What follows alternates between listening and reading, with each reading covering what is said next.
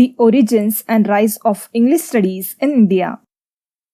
The Britishers first arrived in India in the early 1600s and soon established trading posts in number of cities under the control of the East India Company. By 1765, the company's influence had grown to such an extent that British were effectively controlling most parts of the country. This date is often taken as the beginning of what is referred to as the Raj, a period of British rule in India that lasted until independence in 1947.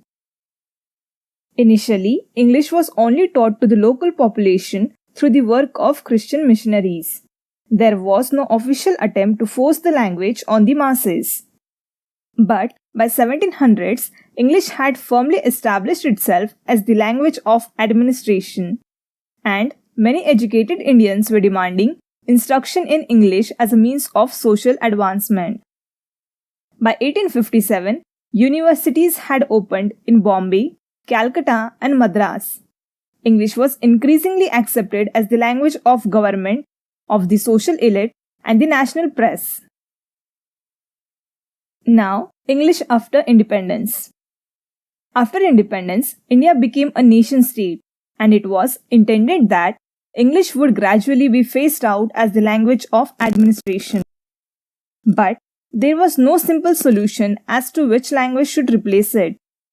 At first, Hindi, the most widely spoken language, seemed the obvious choice. But following the violent protest in 1963 in the state of Tamil Nadu against the imposition of Hindi as a national language, opinions had remained divided. In a country with over 900 million people and more than 1,000 languages, it is difficult to choose a single national language, as mother tongue speakers of the language would automatically enjoy greater social status and have easier access to position of power and influence. Even Gandhi, a proponent of a native variety as a national language, accepted that his message was most widely understood if expressed in English.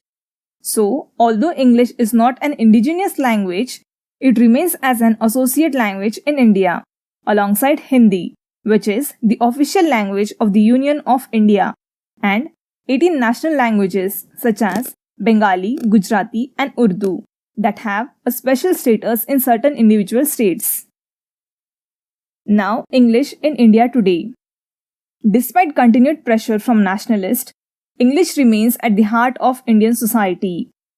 It is widely used in media, in higher education, in government, and therefore remains a common means of communication, both among the ruling classes and between speakers of mutually incomprehensible languages.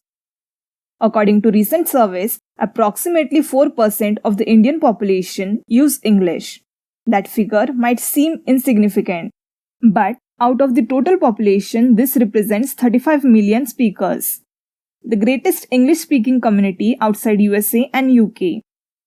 In addition, there are speakers of English in other parts of South Asia, such as Pakistan, Bangladesh, and Sri Lanka, where English plays a similar role.